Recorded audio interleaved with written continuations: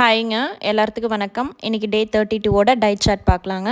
Diet chart போகிறதுக்கு முன்னாடி இன்றைக்கி என்ன வெயிட்டுன்னு பார்த்துடலாங்க. இன்றைக்கி வந்து 58.7ங்க.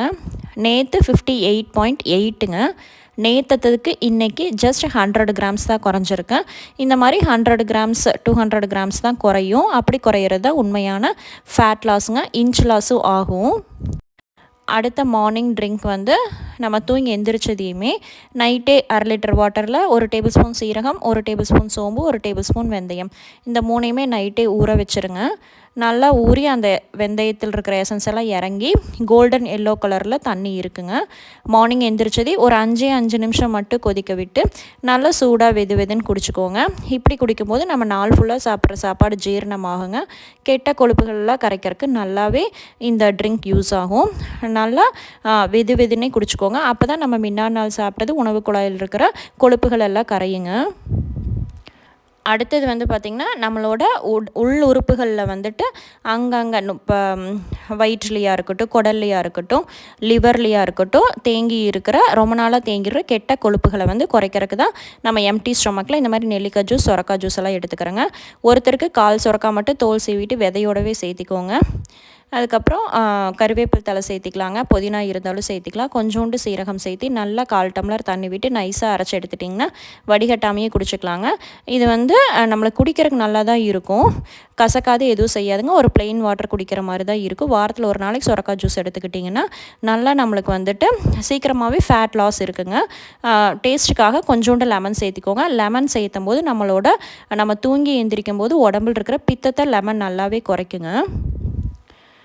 அடுத்த மார்னிங் பிரேக்ஃபாஸ்ட் வந்து பார்த்திங்கன்னா நான் வந்து சாமை அரிசியில் பொங்கல் தான் செஞ்சுருந்தேங்க. சாமை அரிசியும் பாசிப்பருப்பு போட்டு பொங்கல், முருங்கைக்காய் சாம்பார், அதுக்கப்புறம் முளைக்கட்டின பச்சைப்பயிறு, நட்ஸு தாங்க. சாமை அரிசி பொங்கலுக்கு வந்து பார்த்திங்கன்னா நான் 1 டம்ளர் சாமை அரிசி எடுத்துக்கிறேன். இதுக்கு பதிலாக நீங்கள் வரகு, குதிரைவாளி, திணை எந்த சிறுதானியங்கள் வேணாலும் எடுத்துக்கலாம். 1 டம்ளருக்கு 1/2 டம்ளர் வறுத்த பாசிப்பருப்பு எடுத்துக்கோங்க. வறுத்திருந்தால் தான் நல்லா மணமாக இருக்கும்.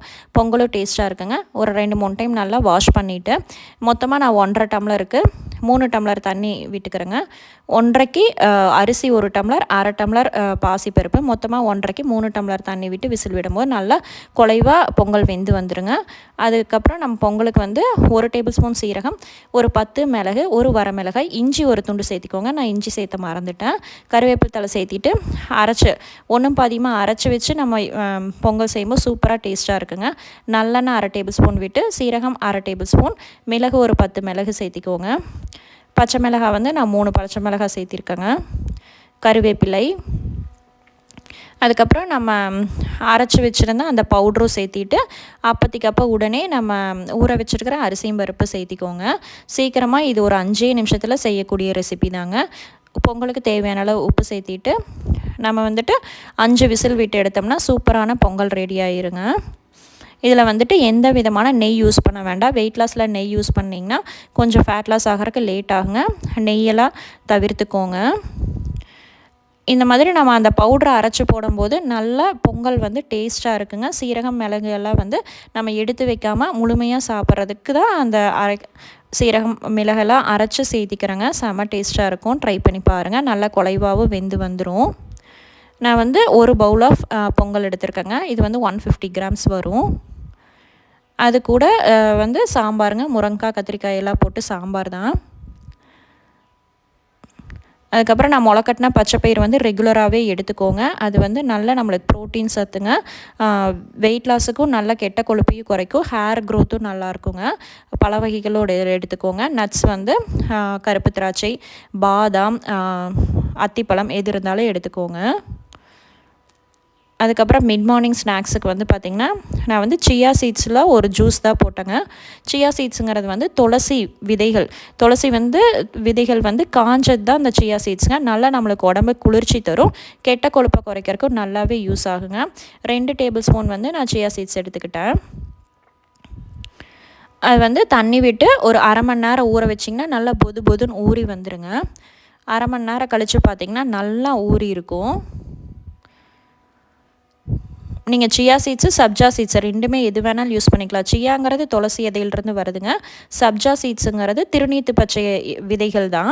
ரெண்டில் நீங்கள் எது வேணாலும் யூஸ் பண்ணிக்கலாம். ரெண்டுமே உடம்பு குளிர்ச்சி தருங்க. அரை மணி நேரம் கழித்து நல்லா ஊறி வந்திருக்கும். நம்ம நல்லா தண்ணி விட்டு டைல்யூட் பண்ணி ஜூஸாக எடுத்துக்கலாங்க. லெமன் அரை லெமன் பிழிஞ்சு விட்டு குடிக்கும்போது நல்ல டேஸ்ட்டும் இருக்குங்க. லெமன் ஜூஸ் குடித்த மாதிரி இருக்கும். லெமன் வந்து நம்ம உடம்புல பித்தத்தை குறைக்கிறதுக்கு நல்லா யூஸ் ஆகுங்க. இந்த மாதிரி ரெகுலராகவே நீங்கள் இந்த சம்மர் சீசனுக்கு சியா சீட்ஸோ சப்ஜா சீட்ஸோ யூஸ் பண்ணி ஜூஸ் குடிச்சிக்கலாங்க. எந்த விதமான சுகரும் ஆட் பண்ண வேண்டாம். நல்லாயிருக்கும், ட்ரை பண்ணி பாருங்கள். எல்லா விதமான டிபார்ட்மெண்ட் ஸ்டோரு பல கடையிலையும் சப்ஜா சீட்ஸும் சியா சீட்ஸும் கிடைக்குங்க. இது வந்து வெயிட் லாஸுக்கு ஒரு சூப்பரான ஜூஸ் தாங்க. அடுத்த லன்ச் மெனு வந்து பார்த்திங்கன்னா ஒயிட் ரைஸ் தான். கஞ்சி வடித்த ஒயிட் ரைஸ் தான். நான் ஃபஸ்ட்டே எப்படி கஞ்சி வடிக்கிறதுன்னு வீடியோ போட்டிருக்கேங்க. டிஸ்கிரிப்ஷனில் வேணால் லிங்க்கு தரேன்.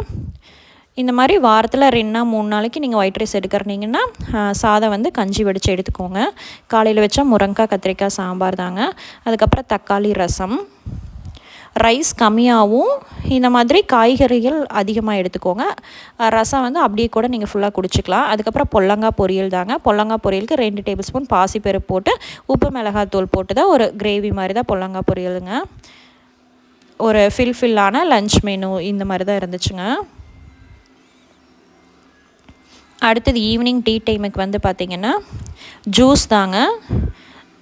ரொம்ப வெயிலாக இருக்கிறனால டீ காஃபி அவாய்ட் பண்ணிவிட்டு இந்த மாதிரி ஜூஸ் வெரைட்டிஸ் எது வேணாலும் நீங்கள் எடுத்துக்கலாம்.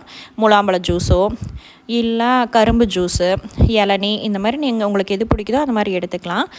வாட்டர்மெலன் வந்து கலோரிஸ் ரொம்ப கம்மி தாங்க. ஃபைபர் நார்ச்சத்து அதிகம்.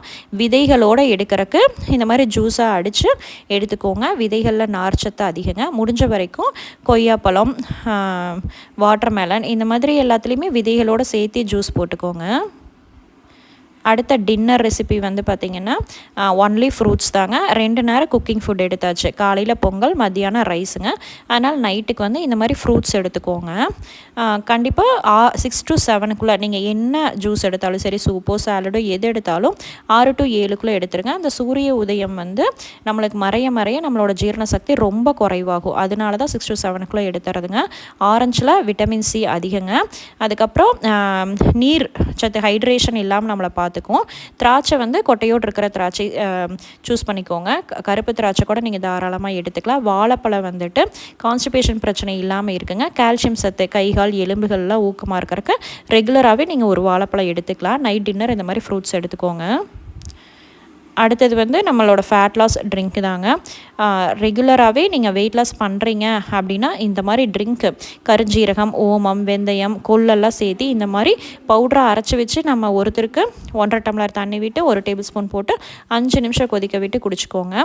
நல்லா நம்ம சூடாக குடிக்கும்போது நம்மளோட கொழுப்புகளை எல்லாம் குறைக்கிறதுக்கு இந்த ட்ரிங்க் சூப்பராக யூஸ் ஆகுங்க.